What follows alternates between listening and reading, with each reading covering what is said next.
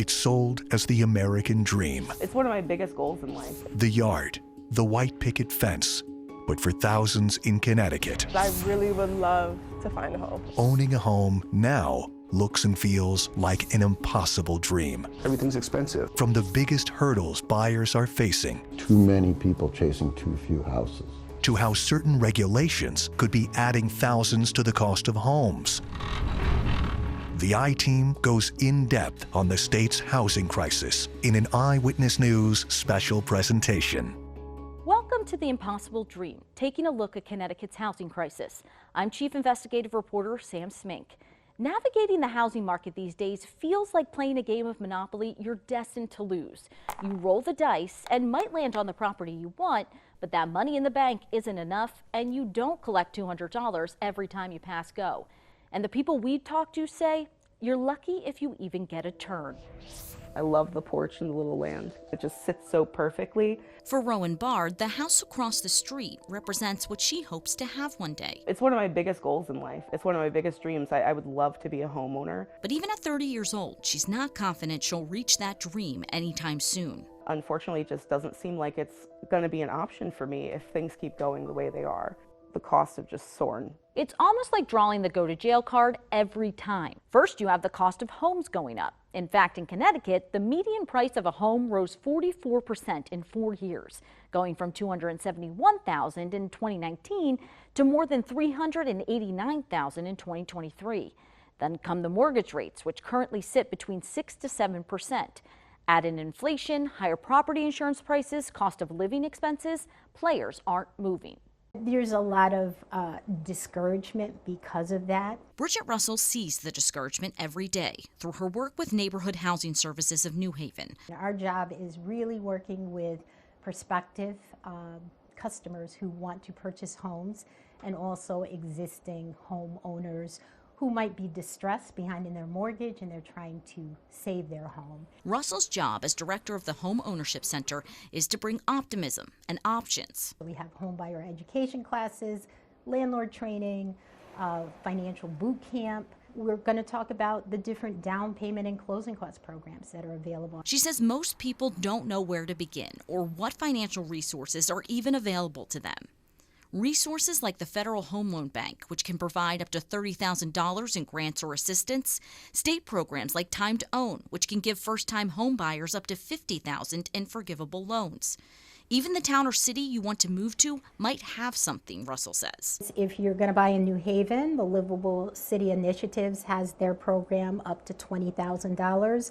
I know Hamden has a program as well. And these programs, in many cases, can be used together. Sometimes people could get maybe $50,000, $60,000, $70,000 worth of down payment and closing cost assistance, which can make all the difference. Russell says the programs can only make a difference if they're properly funded. For example, the Federal Home Loan Bank program often opens in April, but typically runs out of money by August. And even though the state's Time to Own program just added $40 million, Russell doesn't expect the money to last long. So if it runs out while you're looking, that's unfortunate. And that's why, one of the things that I'm always going to advocate for is as many down payment and closing cost programs as we can have. Her goal is to make sure people like Rowan Bard. Do you think you'll ever own a home? I really hope so. I really hope I can get there. I'm trying to save up. Won't have to give up on their dream. Now, with many of these programs, you have to have a home first.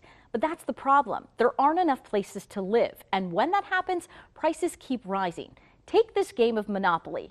If every space is full, no matter where you land on the board, you'll have to pay, usually a set amount. In real life, owners can charge whatever they want because you have nowhere to move. I decided to give my friend the ultimate housewarming gift, a perfectly organized laundry room.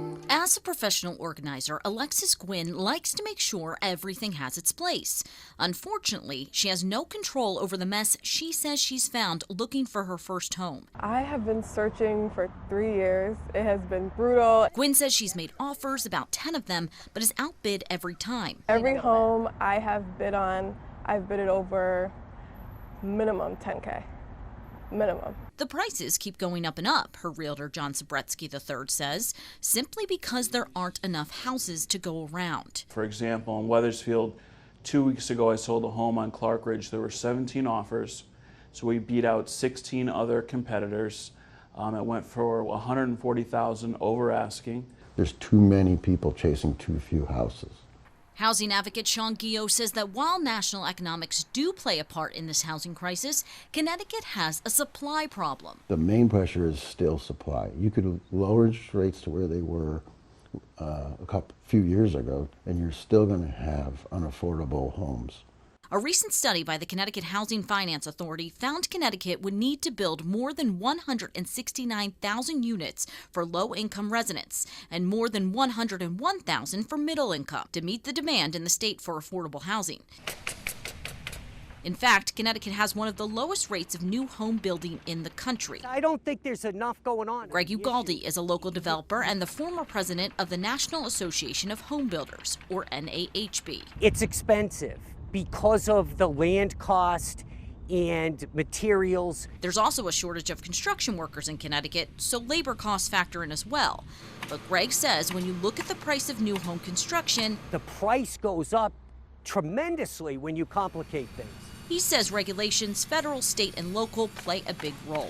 We actually did a study that everybody is citing now around the country, that when you look at the price of a home after construction, it's actually close to a quarter is due to regulatory compliance. The 2021 NAHB study Greg mentioned showed on average regulations account for more than $93,000, 24% of the average sales price of a single-family home, valued at more than $394,000. Regulatory costs could include more than $6,000 applying for zoning approvals to more than $24,000 for changes in building codes over the past years.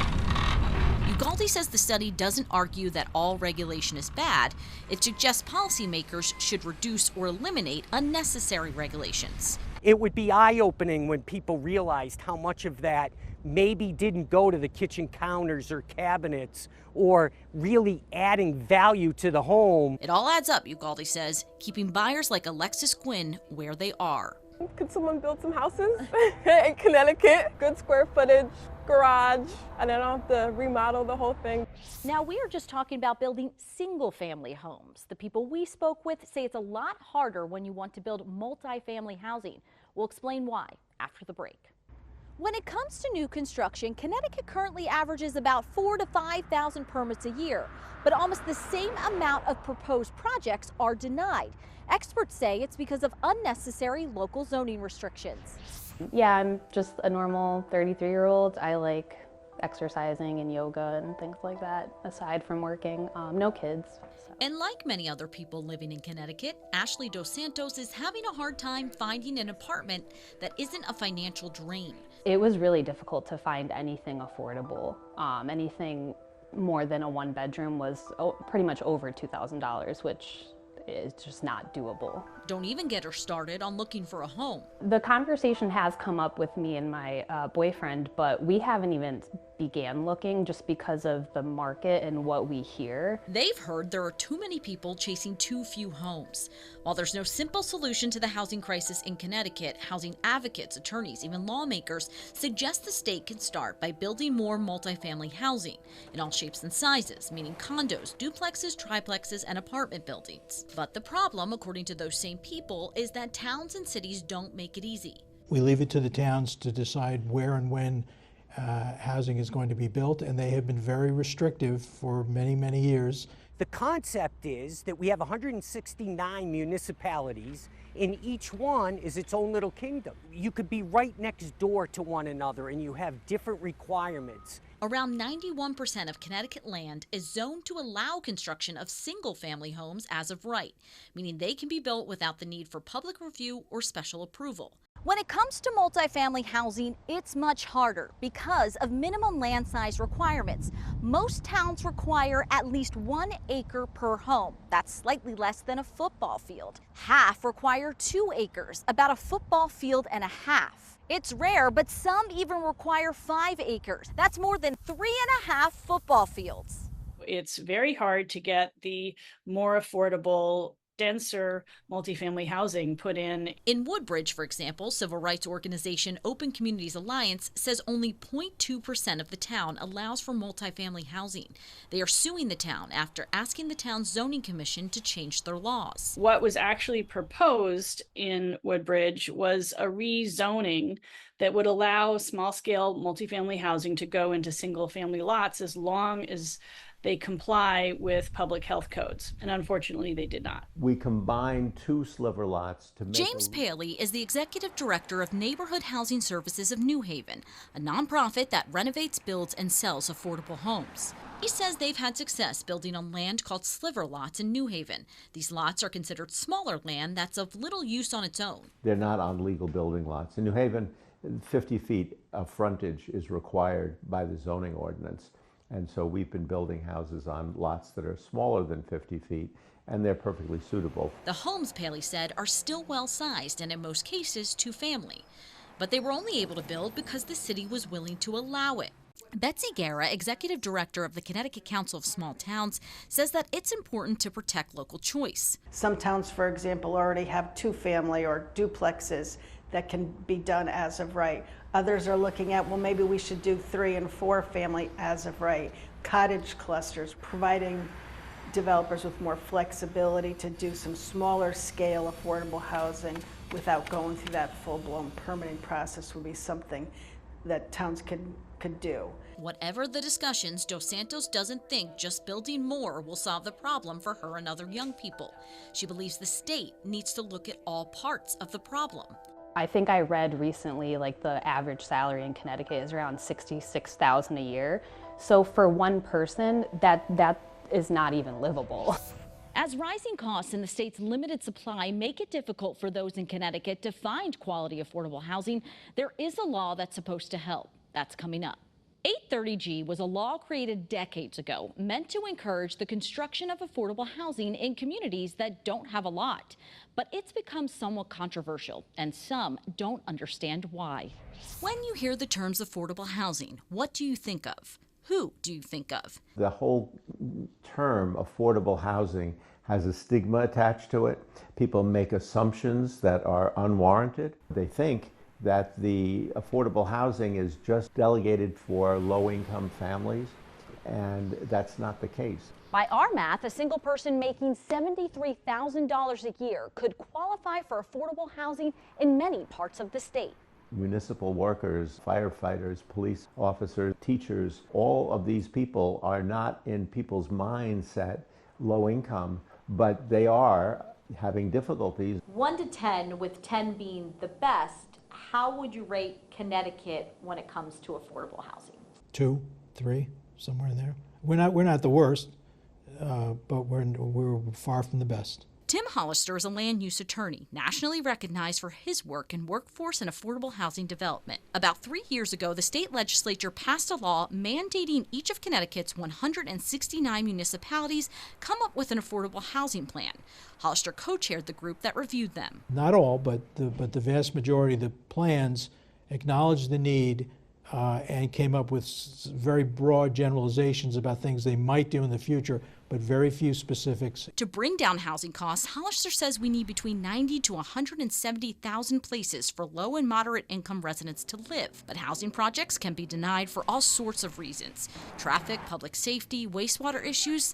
Hollister believes it isn't always in good faith. Are zoning applications still being denied for vague and insubstantial reasons? All the time. That's why we have 830G. To qualify as an 830G project, developers must set aside at least 30% of a proposed project as affordable for at least 40 years. If that project is denied, they can appeal the decision in court, and officials must prove they denied the application for health or safety reasons.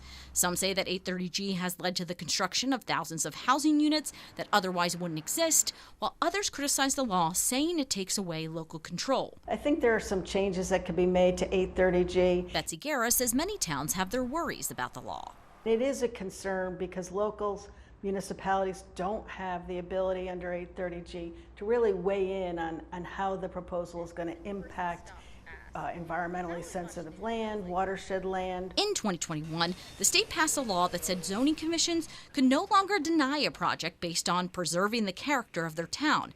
But Guerra says there are plenty of legitimate reasons projects are denied. I know town leaders feel that it's a way to cut across or work around a lot of the environmental protections that are in place. And Sean Guillot, policy director at Partnership for Strong Communities, disagrees. He says 830G does not allow developers to ignore wetlands, fire, or sewer commission concerns. It's not true that developer can do whatever they want just by waving a flag that says 830G. The burden of proof is on the town to prove that their health and safety needs that outweigh the need for affordable housing in that community. Brian O'Connor with the Connecticut Conference of Municipalities says he believes towns and developers have learned to work together better in the past couple years and hopes those relationships continue to improve. I think that's part of the conversation that needs to be had, and I think if you have two willing parties, both the municipalities and the developer, you can work through many of those issues. Housing requires land, funding, people who are willing to live there, and permits from the government. If you can't get the permits from the government, the rest of it doesn't make any difference. What else could make a difference? State lawmakers tell us their solutions coming up.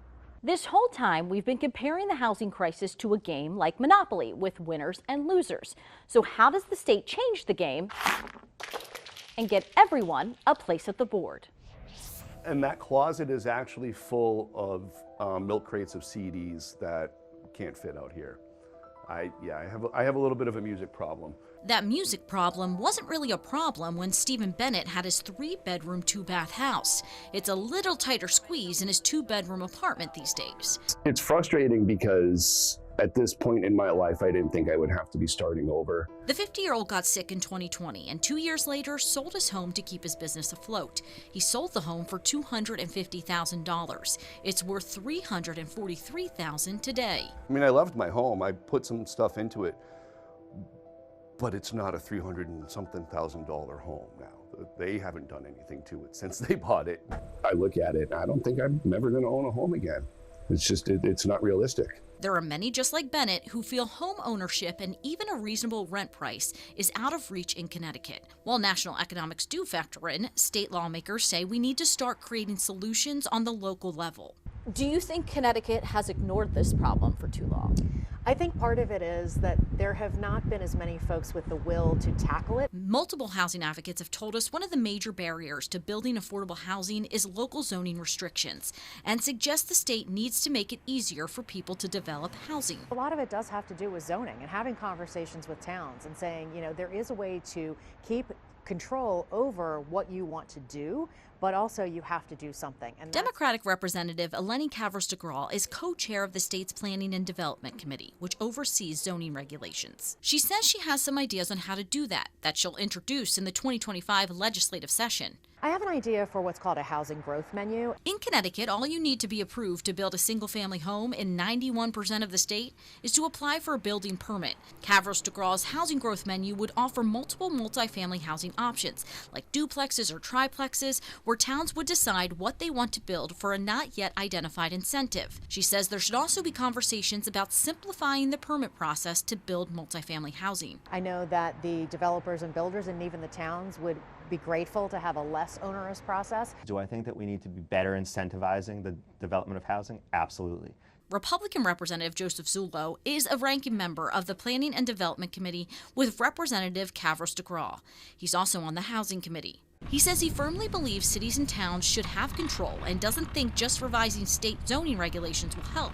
He says the state needs to change the way it approaches housing. Quite frankly, we need to start taking money that often goes to large developers, putting it in the hands of small businesses, entrepreneurs, minority-owned businesses, women-owned businesses, people who are going to take that money and they're not necessarily going to build a 60-unit complex, but they're going to make a 2-family, convert something, create more opportunity. He also feels the state needs to start paying more attention to renters and their landlords not holding up their end of the bargain. We have a number of housing units across the state that are offline, because of code violations or other reasons. That's housing stock that we can utilize right now. Stephen Bennett says just figure it out. I'm paying over $200 a month more for my rent than I was for my mortgage. And it just doesn't make any sense. I'd love to see it happen where, home ownership is an American dream for a lot of people. In a perfect world, you'd be able to play Monopoly in your own affordable living room. We'll be keeping an eye on what happens in the state legislature. Thanks for watching. For the I-Team, Sam Smink, Channel 3 Eyewitness News.